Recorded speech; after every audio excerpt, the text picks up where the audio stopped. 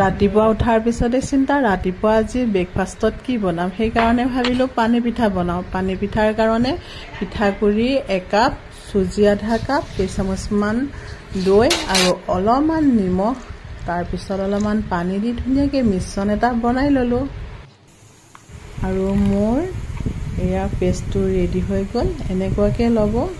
পাতলাও নহয় যেন ডাঠো নহয় এতিয়া ৰিফাইন অলপ দি তেৱাখনত ধুনীয়াকৈ ধোচাৰ আকাৰত মেলি দিলোঁ পানী পিঠা মিশ্ৰণটো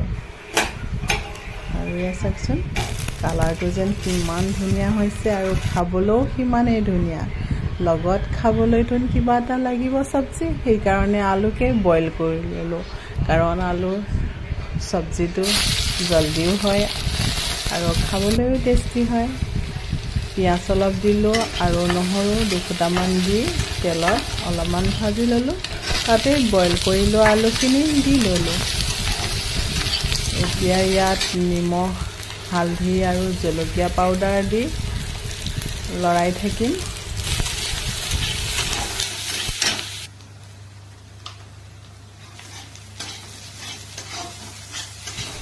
আৰু শেষত নৰসিংহৰ পাত দুটামান দি দিলোঁ নৰসিংহৰ গোন্ধটো য'তেই নিদিয়ক খাবলৈ আৰু গোন্ধটো বহুত ভাল লাগে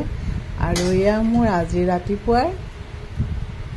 খাবলৈ ৰেডি হৈ গ'ল লগত অলপ দৈ লৈছোঁ